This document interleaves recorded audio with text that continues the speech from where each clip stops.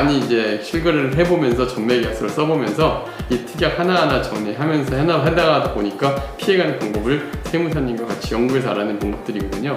여러분들도 이런 부분, 특약 부분들 잘 감안하셔가지고 분양권을 법인으로 전환한다든가 아니면 매각할 때도 이런 부분들을 잘 활용하셔도 좋을 것 같습니다.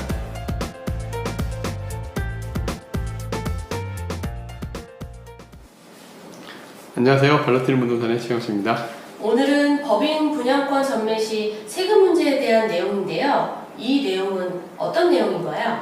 네, 저희가 이제 보통 임대사업 법인을 하게 되면은 기존 건물을 매수해서 임대사업을 하는 경우도 있지만 대부분 저희를 통해서 이제 투자하신 분들은 신규 분양을 받아가지고 그거를 이제 법인으로 임대사업을 하는 경우들이 많았습니다. 그런데 처음에 신설법인 같은 경우는 중도금 대출에 많이 문제가 생겨요. 일반적으로 신규 분양을 받게 되면은 계약금을 내고 중도금을 내고 잔금을 내는 그러한 방식으로 이루어지는데 보통 대부분의 분양 물건들은 중도금 대출에 대해서 이제 시행사에서 이자를 대납해주는 그런 방식의 무이자 대출 이게 꼭 같이 하는 경우들이 많은데요. 그럴 때 신설법인들의 대출이 이제 안 나오는 경우들이 많습니다. 그럴 때 어떻게 보통 사람들이 많이 처리를 하냐면 개인으로 매입을 해서 그 다음에 잔금 시점에 가가지고 이제 법인으로 전환을 하는 그런 방식으로들 많이들 하시는데요. 그럴 때 이 전환을 한다는 건 결국 개인에서 법인의 분양권을 매각하는 방식으로 처리를 하는데 이때 자칫 잘못하면 세금 문제가 좀 발생할 수 있어요. 오늘 그 세금 문제를 어떻게 피해가고 그 다음에 또 어떻게 처리해야 되는지를 설명해 드리도록 하겠습니다.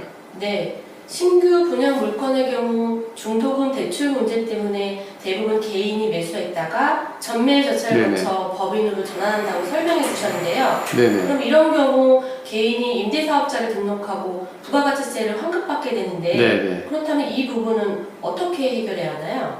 네, 지금 말씀을 잘 해주셨는데요. 일단 부가가치세를 환급받고 어떻게 이루어지는지를 사례로 좀 설명을 드릴게요. 실제로 저희 이제 법인으로 투자하신 분 한 분의 사례인데요. 일단 분양가가 4억 5천, 부가세 제외로 4억 5천에 이제 상가를 매입하신 분입니다.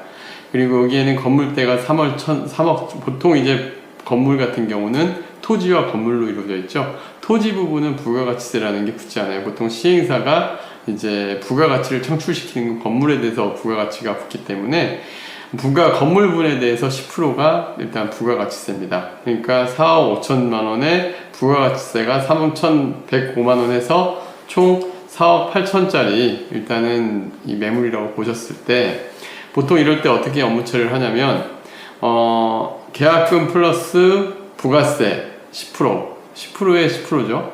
그럼 그 금액이 4,810만 5천 원을 납부를 하고 이제 임대사업자 등록을 하게 되면 이제 보통 이제 부가세 환급 업무를 받을 수가 있습니다.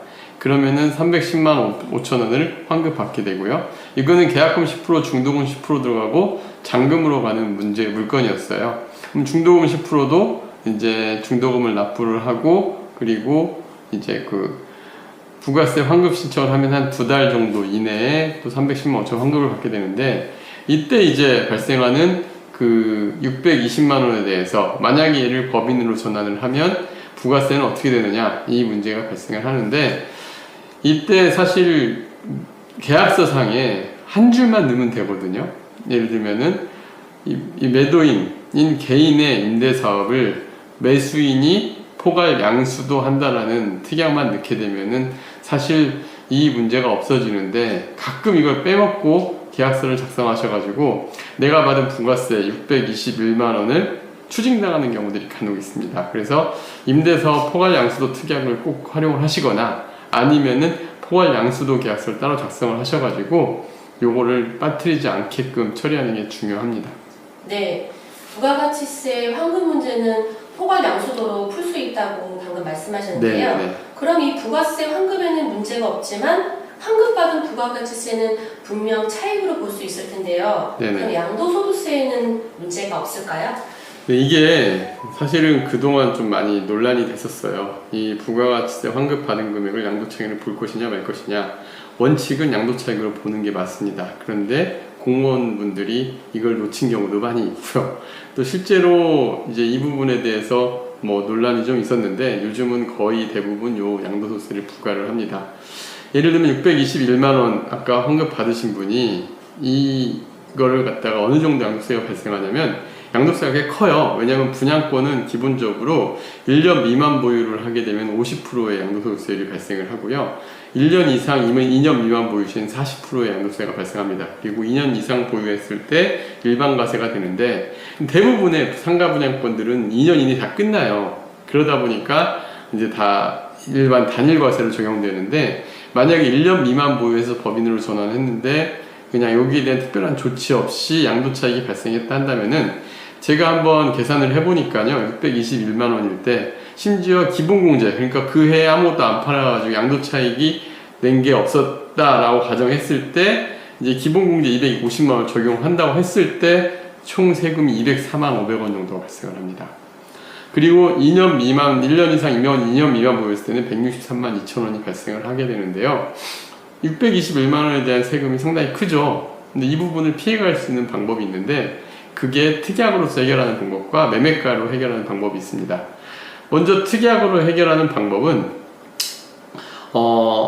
이 금액에서 실제 부가세 포함한 매매가를 산정을 해서 실거래가로 신고를 하고 대부분 이렇게 해야 돼요. 왜냐하면 뭐 분양계약서에 마이너스 옵션 한다든가 하면 실거래가가 마이너스 나오다 보니까 대부분 사람들이 싫어하기도 하고 또 시행사에서 좀 문제제기가 될 수가 있어서 대부분은 부가세 포함한 매매가로 계약 계산을 한다든가 하는데 이제 제일 좋은 방법은 부가세 별도가로 매매가를 작성을 하고 포괄양수도로 하면 실질적인 계산은 마이너스로 이제 발생을 하게 되는 건데요. 그래서 제가 이거는 실제 실거래가를 부가세 포괄양수도로 하고 특약으로 해결한 부분인데 보험금액에 의한 금액 중 계약금 중도금까지의 매도인이 환급받은 부가가치세 해당의 621만 원은 추후 전매금액에서 잔금 시 매수인의 잔금을 차감하여 지불하도록 하고 이 금액만큼을 차감한 금액만큼을 마이너스로 처리를 한 거죠. 이렇게 되면 양도차익이 없어지는 거잖아요. 그럼 양도소득세가 발생하지 않게 되는 거예요. 그러니까 결국 계약서를 부가세 환급액만큼을 차감한 금액으로 작성을 해야 되는데 대부분의 분들이 이걸 간과하세요. 그래서 내 개인에서 내 법인으로 이전을 하는데 이때 양도소득세 자기도 모르게 발생을 시켜서 세금을 600만 원 환급받은 것 중에 뭐 200만 원을 세금을 낸다든가 이런 상황들이 많이 발생합니다. 그래서 이 금액 작은 금액 같지만 제가 지금 계약금 10% 중도금 10%를 했지만 대부분 중도금 한 4~50%가 껴있어요. 그러면은 이게 600만 원이 아니라 뭐 2천만 원, 3천만 원 될 수가 있습니다. 이렇게 되면 세금만 해도 양도세가 막 1,000만 원, 2천만 원 되는 경우가 있으니까 유의하셔가지고 이런 특약들 잘 활용하시는 게 중요하고요. 사실 이거 저도 많이 이제 실거래를 해보면서 전매계약서를 써보면서 이 특약 하나하나 정리하면서 하다 보니까 피해가는 방법을 세무사님과 같이 연구해서 알아낸 방법들이거든요. 여러분들도 이런 부분, 특약 부분들 잘 감안하셔가지고 분양권을 법인으로 전환한다든가 아니면 매각할 때도 이런 부분들을 잘 활용하셔도 좋을 것 같습니다. 네, 오늘 강의도 유익했는데요. 다음 강의도 기대하겠습니다. 네, 감사합니다.